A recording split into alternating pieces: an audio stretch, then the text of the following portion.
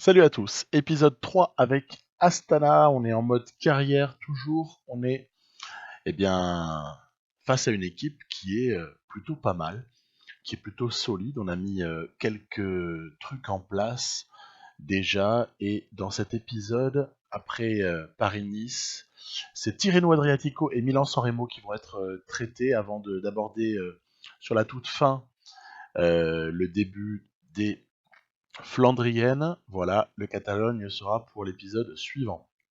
On a réalisé un objectif. Avec Omar Fraile, on a réussi à aller prendre les Strade Bianche. Je vous rappelle très brièvement à qui j'attribue plus ou moins quels objectifs. Voilà, on sait que par exemple, là sur Tirreno, ça va être la team Full Sang. Et on a organisé notre année essentiellement en compartimentant en 3 parties l'équipe avec, on a de la chance, quelques Kazakhs avec des évaluations générales qui sont assez faibles et qui nous servent à des moments de bouche-trou, il faut quand même bien l'avouer. Il y aura besoin d'être actif sur le marché des recrutements, hein, des transferts, si l'on peut dire, même s'il n'y a pas de transfert en cyclisme, puisqu'on n'est pas là à racheter le contrat d'un autre coureur, a priori. En tout cas, petit arrêt au stand d'abord avant de démarrer pour répondre à quelques interrogations par rapport à ce que j'ai fait à la fin de l'étape 8. Bah en fait, pour être très honnête, bien sûr que je le sais que Issaguirre, j'aurais pu faire effort zéro, le caler dans la roue de X ou Y du groupe de derrière, mais, mais ça aurait été totalement irréaliste déjà de faire ça. Ça aurait été juste essayer de se prémunir pour pouvoir gagner le général. Mais en même temps, euh, moi j'estime que moralement cette course on l'a gagnée. J'ai offert la victoire à De Gent. Miguel Angel Lopez avait fait ce qu'il fallait. Et à partir de là, la manière dont les écarts sur la ligne sont comptabilisés, on sait qu'elle est propre à Pro Cycling Manager. Bon, bah c'est pas grave. Moi, c'est pas grave pour moi. C'est pas grave du tout. Troisième, on n'avait pas d'objectif. Non, par contre, ce que j'ai tiré comme enseignement, c'est que ça devrait bien se passer sur le Giro.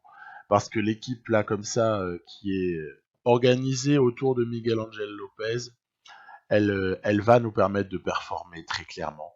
Il y aura peut-être simplement, allez, si on cherche un peu, le prologue et l'étape 21 du Giro qui peuvent être un petit peu délicates. L'étape 9, je pense pas que Lopez souffre trop avec ses jolies notes en montagne. Voilà. Donc, et puis pour le reste, dès que ça va s'élever, ça va être vraiment à l'avantage de Lopez. Donc, pas d'inquiétude particulière. On continue à prendre la température de cette équipe pour un petit peu savoir sur qui on peut compter, qui peut faire quoi, etc. Et en ce sens, le Tirreno, sans Lutsenko, puisque Lutsenko est alors, c'est une catastrophe. Pas remis de son mal de dos à ce moment-là, c'est-à-dire au début de Tirreno. Du coup, à 87%, en me disant en gros qu'il vaut mieux pas le faire courir, vous doutez bien que j'ai pas tenté le coup. Hein. Mais ne pas tenter le coup, ça veut dire quoi? C'est lourd, hein. C'est lourd de conséquences, ça veut dire il n'y aura pas de pic de forme à Milan-San Remo. Voilà, tout simplement. Donc le pic de forme de Lutsenko, bah, il sera retardé. Et puis sur Milan-San Remo, qu'on va voir après Tirreno, là, bah, on fera bah, comme on pourra. On aura presque personne à part 2 équipiers sous pic de forme. Après, la tactique d'équipe peut peut-être finalement compenser cet aspect-là, c'est ce qu'on verra.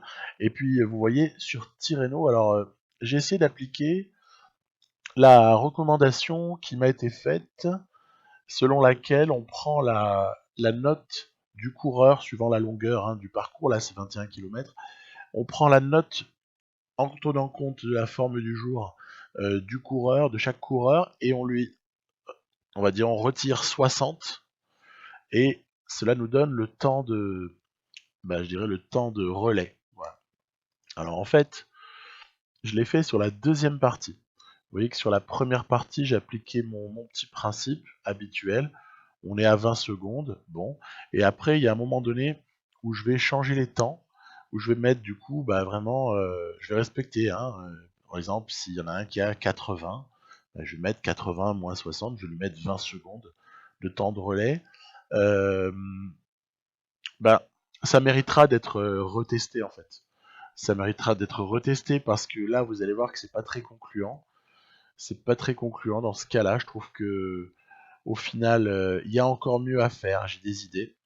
J'ai des idées pour, allez, on va dire, améliorer la technique de contre-la-montre par équipe. Et Dieu sait si c'est important parce que on a une team Ineos là qui est super forte en contre-la-montre sur ce Tirreno Adriatico. Et rien que cette première étape, pouf, c'est une catastrophe. C'est une catastrophe pour nous parce qu'on se retrouve après d'une minute. Bon, voilà, c'est le type de départ où quasiment à l'étape 1, vous vous dites, mais c'est fini, c'est terminé la gagne, c'est fini, je vais pas pouvoir gagner. Alors bon, on sait qu'on va toujours essayer de se battre, hein, mais c'est pas évident. Surtout que ce Tirreno, donc on est sur profil 2019, hein, sur ce Tirreno, eh bien, les étapes qui permettent de faire une vraie différence, éventuellement, sont les étapes 4 et 5. Bon, il faut pourquoi pas essayer de gratter quelque chose à d'autres moments, mais 4 et 5, c'est vraiment les deux endroits où il y a le plus de finalement de difficultés. Alors vous voyez que là, par exemple, sur l'étape 2, j'ai échappé Luis Leon Sanchez. Parce que Sanchez, c'est un coureur ouais, qui est super précieux en fait, dans le registre un peu touche à tout, un peu capable de beaucoup de choses. Puis on sait, hein, c'est quelqu'un qui, voilà, qui s'échappe assez volontiers, il y a de la caisse, hein, il est capable. Et donc on a un bon coup là. On est dans un bon coup qui est parti, avec notamment le français Connefroy, euh, le meilleur ami de Philippe Gilbert, hein, m'a-t-on dit. Je rigole, hein, allusion à Paris Tour. Donc, bah, écoutez, on fait ce qu'on peut, tout en sachant que de toute manière, il y a un moment donné où ça risque de revenir, voilà. Donc, bon, c'était une tentative. C'était une tentative. Elles ne peuvent pas toutes aller au bout. Du coup, je vais essayer de retenter ma chance cette fois-ci avec Peyo Bilbao, en me disant, allez, à contre-attaque, hein, on sait jamais, machin. Bon, c'est pas évident. C'est pas évident. On a du mal à fausser compagnie au groupe, on va dire, des leaders, au peloton, hein, même si il est, aussi, il est assez nombreux là pour à ce moment-là, mais donc bah non, il va falloir accepter l'idée selon laquelle on aura du mal à se débarrasser de qui que ce soit et le final avec une grosse descente, puis une forme quand même de replat qui permet aux équipes de rouler pour rentrer sur d'éventuelles échappées.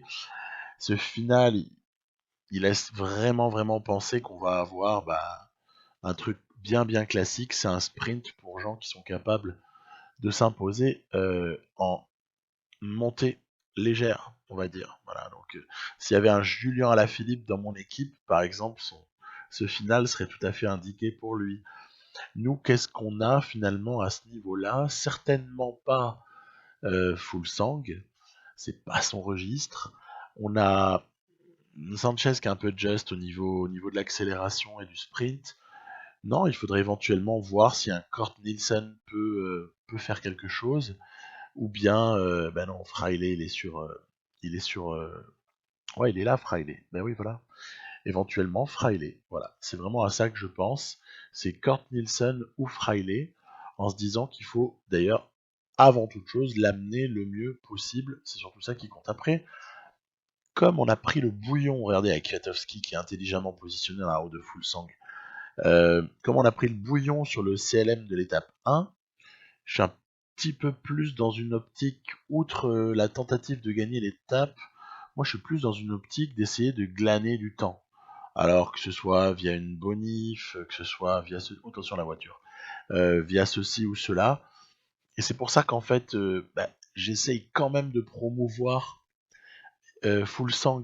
C'est-à-dire qu'en fait, je joue pas ce qui serait ma meilleure chance de victoire d'étape, mais plutôt la possibilité voilà, de choper une bonif, et c'est ce qui est fait avec Fuglsang pour à tout prix essayer de glaner d'une manière ou d'une autre du temps et se rapprocher au général, puisqu'on est quand même ben, encore meurtri par ce qui s'est passé la veille. Donc vous voyez, on revient, allez, à une 12e place. Bon, pas terrible. Et puis du côté de Lutsenko, ça va encore. Ça va toujours pas. Ça va toujours pas. Après les problèmes de dos, maintenant on est sur la gastro. Ça va pas du tout. Bref, c'est la cata. C'est la cata et c'est pas fini, vous allez voir. C'est pas fini la cata en attendant Milan-San Remo. Ça se passe pas très bien, c'est le moins qu'on puisse dire. Mais allez, on s'occupe finalement d'une étape là qui est relativement dédiée aux sprinters, même s'il y a, ok, il y a quelques difficultés comme ça, mais c'est pas situé assez proche de l'arrivée pour être vraiment décisif à mon sens. On a renvoyé Peyo Bilbao en échappée, histoire de tester s'il y a vraiment réagi ou pas. Bon, toujours des trucs qui peuvent se tenter. Hein. Après, c'est sympa cette équipe Astana. Elle est assez propice au final à l'envoi de bonhommes bien costauds et de grande valeur dans des échappées qui peuvent, bon bah là c'est pas le cas, mais qui peuvent après à d'autres moments peut-être servir de relais aux leaders dans des étapes où il y aurait un petit peu plus je dirais de violence dans le profil, hein, de pourcentage dans des endroits, on pense pas seulement à la haute montagne, on pense même à des finales, des types de finales de course, des finales ou des finaux, euh, pour puncher hyper costaud, bah là, ça peut être sympa d'en glisser un dans un groupe à l'avant, de le faire décrocher, et voilà. Et vous avez vu, c'est amusant, il y a Bennett qui levait les bras, et finalement, il y a Matteo Trentin qui l'a sauté sur la ligne. Et puis, bah, Omar Fraile, voilà, hein, on n'a pas réussi à réellement jouer le coup avec Kurt Nielsen sur ce coup-là. Ça a plus été Fraile qui vient prendre une place qui n'est pas déshonorante. 5e derrière les noms en question. Allez, faut pas s'accabler. 212 bornes, un final beaucoup plus taillé pour Jakob Fuglsang sur cette étape 4. Là, on a de l'espoir. Je vais être franc. J'ai de l'espoir sur cette étape-là. J'ai envie vraiment d'essayer de récupérer du temps. Vous avez vu, il y a une descente et après, il y a une légère côte pour aller jusqu'à la ligne d'arrivée. Mais je pense que si on s'échappe dans la descente, ça peut être bingo et ça va être mon objectif, comme vous en doutez bien. On s'est positionné, on est pas mal, on a des équipiers, on a encore quelques difficultés à franchir, on fait rouler Luis Leon Sanchez, qui est un peu un homme à tout faire hein, dans cette équipe, il est précieux, hein, Sanchez. Sanchez, je lui ai mis un pic de forme volontairement au Dauphiné, le deuxième pic, parce que je pense qu'il sera très utile à cette quête un peu folle que je vous ai décrite, je sais plus si c'était à l'épisode d'avant ou à l'épisode 1 avec Fuglsang où je tiens absolument à essayer d'arriver à avoir Liège, Dauphiné, Tour de France, excusez du peu, voilà, pour rejoindre le grand Eddy Merckx avec Jakob Fuglsang et puis comme ça on pourra passer à autre chose et parce que si on le fait pas cette année, en fait, ce sera plus dur à faire l'année d'après parce que j'ai remarqué que le jeu a tendance à faire régresser Jakob Fuglsang, notamment dans ce que sont ses capacités physiques, mais même en contre-la-montre. J'ai vu avec dans la partie avec Corandon Circus, j'ai vu, malgré moi, j'ai vu que Fuglsang avait perdu quoi. Il avait perdu en notes et c'est un peu triste, un peu ce côté-là. Je serais à deux doigts d'avoir envie, s'il y avait une option pour, je sais pas moi, fixer l'âge de déclin d'un coureur. Ce serait peut-être un des seuls trucs sur lesquels je m'autoriserais à modifier l'âge de déclin d'un Jakob Fuglsang, mais en même temps, bon, ben, voilà, on est obligé de faire avec. On a eu le même cas avec l'équipe de Koenig Quickstep et Philippe Gilbert, ça nous a quand même pas empêché d'aller chercher Milan-San Remo 2020 pour boucler la boucle après Paris-Roubaix 2019. Donc après tout, c'est pas parce que le type perd un peu en stats qu'il peut plus rien gagner. Regardez, on s'échappe un peu là dans cette descente. Il y a Bauke Mollema qui est le dernier à contester l'échappée de Jacob Fuglsang. Allez, on a espoir de terminer proprement le truc. On attaque. C'est un bon descendeur, hein, Fuglsang. Hein. C'est un bon descendeur. Il y a quelques virages là en épingle pour ensuite la tourner à gauche et basculer vers la ligne d'arrivée. C'est réglé. C'est réglé. On va la prendre. Maintenant, ce qui compte, c'est de voir avec quel écart, parce que je soupçonne fortement l'absence d'écart, hein, ou presque, puisqu'on connaît un petit peu la manière dont les temps sont décomptés. Et bah oui, aucun écart comptabilisé. Bon, allez, à la limite, avec Mollema, franchement, je peux le concevoir. Déjà, avec le groupe qui arrive juste derrière, on aurait pu nous donner, je sais pas moi, 7 ou 8 secondes, ça aurait été pas volé, je dirais. Pas grave, c'est pas grave. Fuglsang, troisième au général. Déjà, en étant troisième, on est presque dans les clous. Alors, le sponsor, il voulait victoire, en fait, sur Tirreno. Mais déjà, troisième, vous savez, c'est toujours pareil, hein. En dessous de victoire, il y a top 3. Et vous faites top 3, vous avez petit objectif en orange, ce qui veut dire qu'en fait, vous avez échoué que d'un cran, quoi, en quelque sorte. Et c'est ça que je vise. De toute façon, après le chrono inaugural, on peut pas viser autre chose que top 3. Je pense qu'après, il y a Sky qui vont être difficiles à aller chercher, surtout Kwiatkowski qui est redoutable. Et puis après, c'est vrai que pour avoir joué un petit peu coup sur coup là 2 fois ce Tirreno, donc avec Mathieu Van Der Poel et Corandon d'une part, avec Astana d'autre part, avec à chaque fois un leader au final tellement différent, hein, parce que Fuglsang n'a à peu près rien à voir avec Mathieu Van Der Poel. Ben, écoutez, j'arrive à penser qu'en fait, ouais, ce Tirreno, il est plus pour puncher. En tout cas, avec une bonne équipe, il aurait pu être pour nous. Mais avec une bonne équipe en contre-la-montre, hein, s'entend. Alors qu'on voit que là, je fais décrocher Fraile. C'est dommage. C'est dommage, mais c'est nécessaire parce que sinon, Fuglsang va se retrouver trop démuni.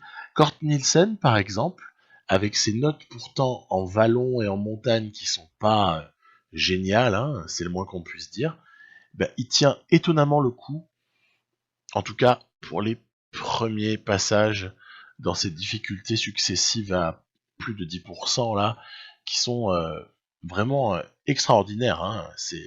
C'est incroyable, hein, cette étape, elle est vraiment phénoménale. Euh, Ça monte, ça casse les pattes, c'est génial. C'est franchement génial. Ce Tirreno, ça on en parlait, je parlais dans les commentaires là avec certains, ce Tirreno 2019, c'est quand même un super Tirreno quoi. Le parcours est vraiment génial. Tish Benoît est en tête. Est-ce que Tish Benoît va tenir le coup et aller terminer en solitaire? C'est ce qu'on verra bien.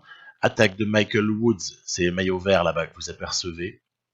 Michael Woods qui dynamite la course dans cette avant-dernière difficulté.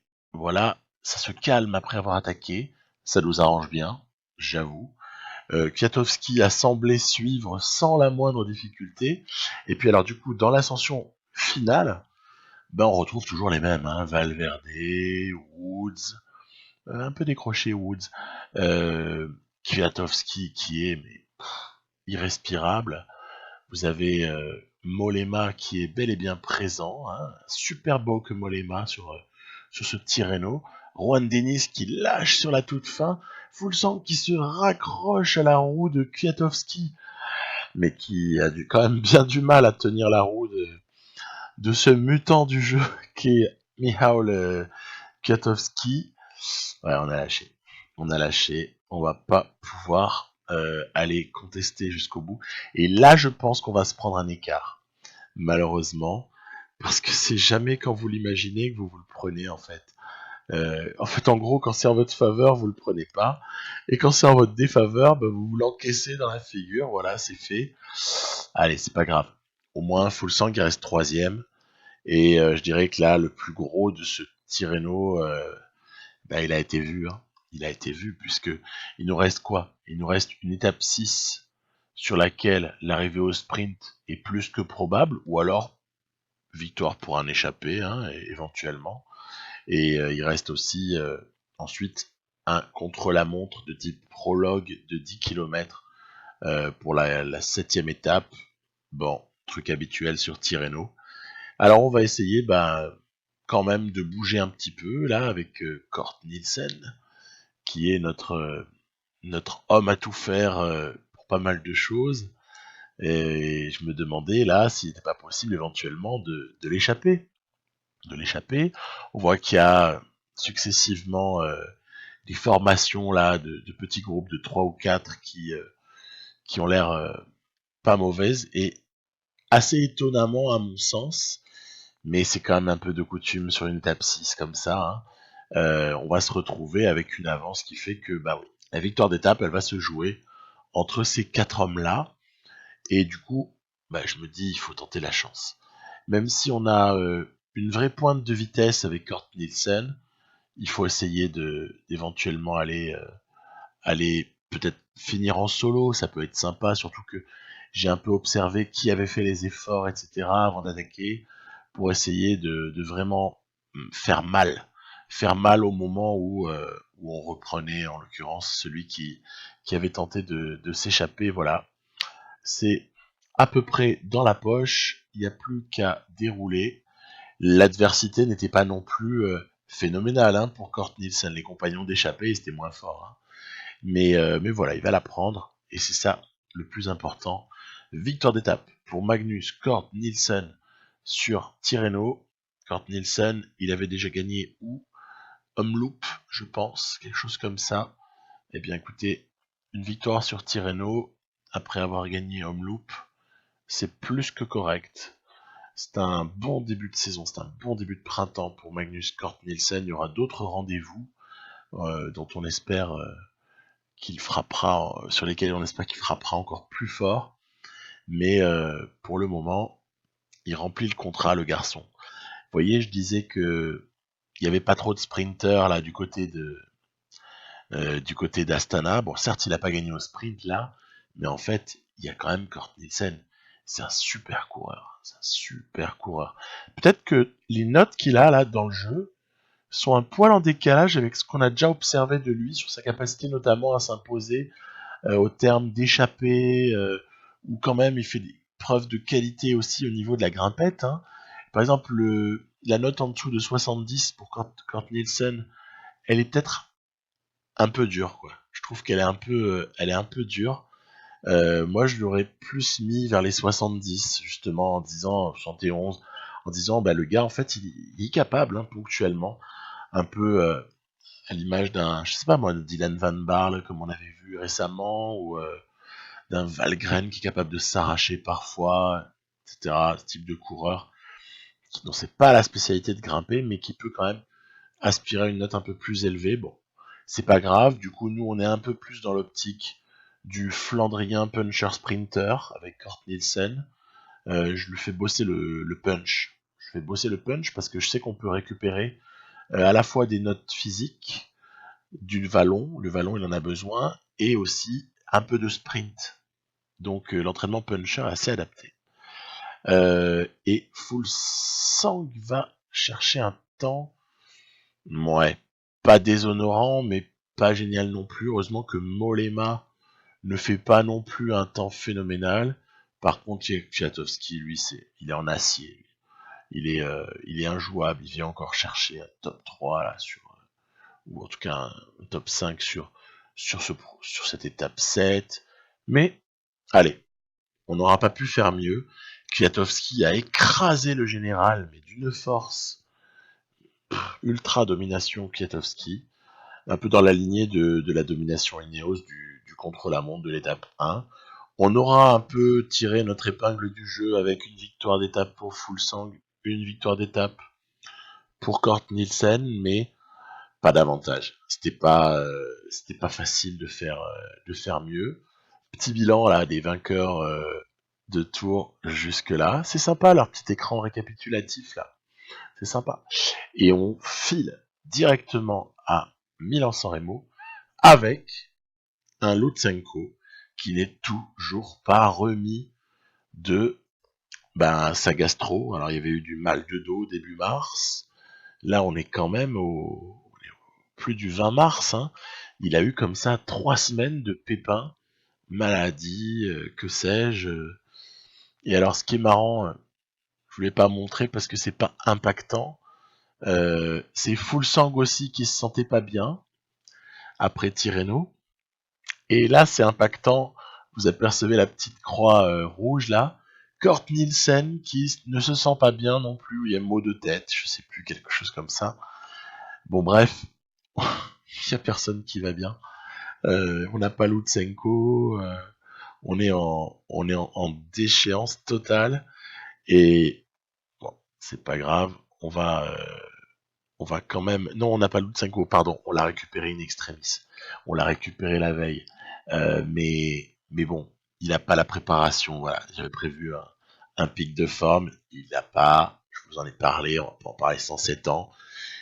Bon, bref. Du coup, peut-être qu'on va penser à le décaler léger. Je vais parler de ça juste après Milan-San Remo. Donc, non, on a notre Lutsenko, qui est quand même, à mon avis, le candidat numéro 1 dans notre équipe. J'ai emmené Omar Fraile pour ses qualités de punch, ses qualités aussi de descendeur. Et puis, mine de rien, Kurt Nielsen, je trouve qu'il tient plutôt pas mal pour un mec malade. Il tient plutôt pas mal. On était dans la Cipressa, on va aborder la descente, voilà.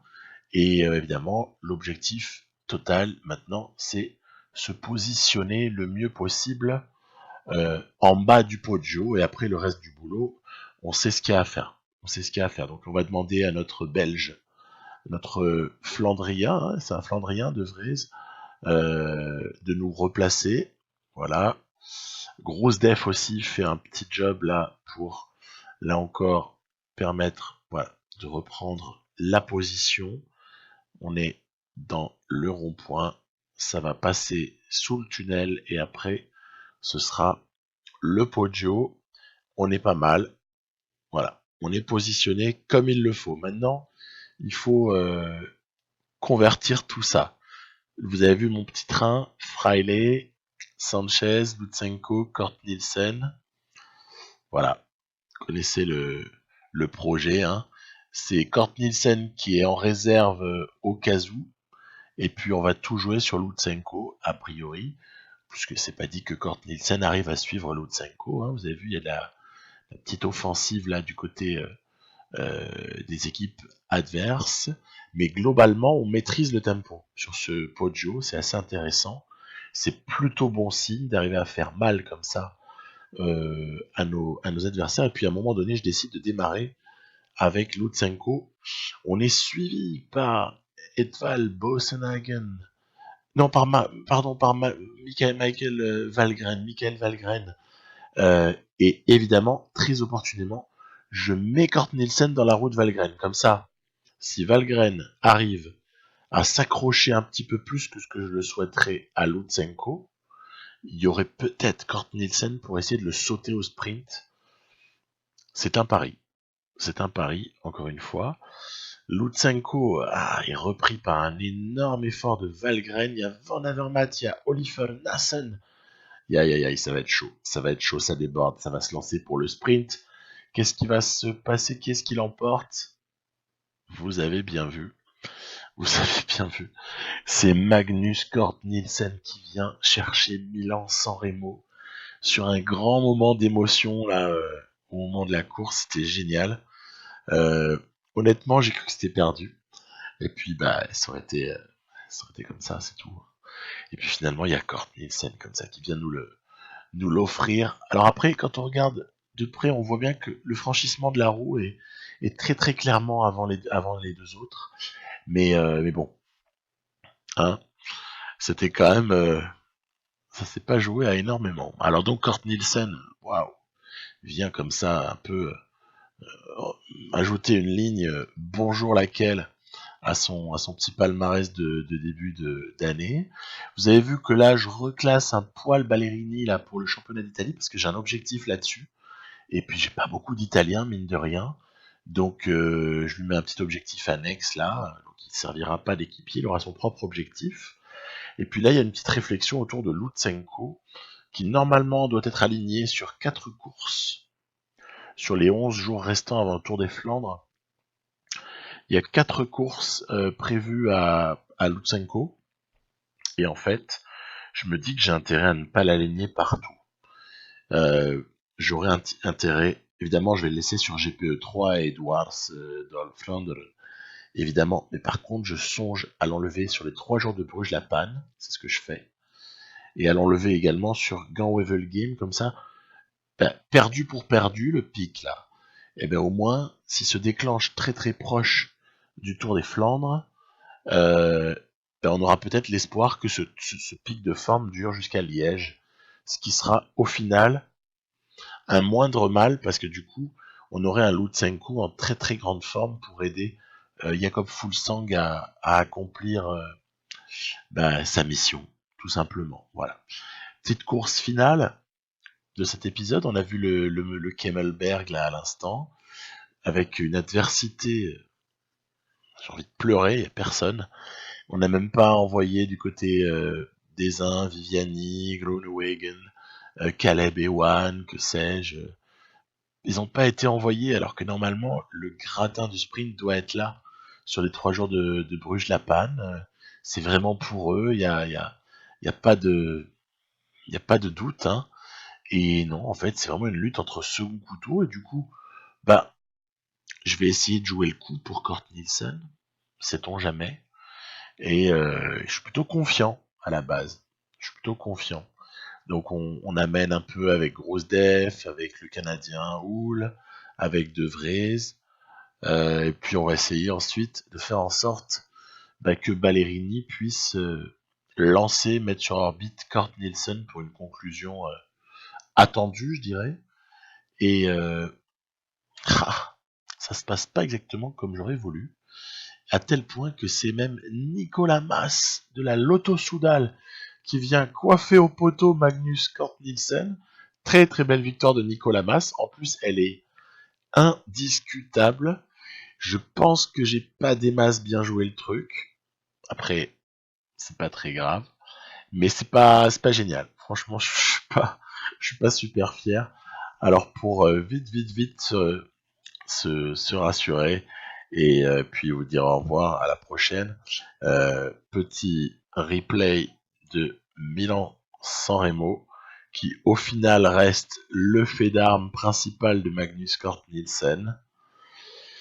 Ouf, heureusement qu'il y a celle-là, hein, parce que sinon, les 3 jours de Bruges-la-Panne, là, je m'en serais mordu les doigts. Et puis, c'est bon, on a sauvé pas mal de choses. Les prochains objectifs, c'est du Tour de Catalogne, où on nous demande un top 5. On nous demande également un top 10 du côté du Tour des Flandres, où on nous demandera une victoire sur le Tour du Pays Basque, etc., etc. Je vous dis à très très bientôt pour la suite.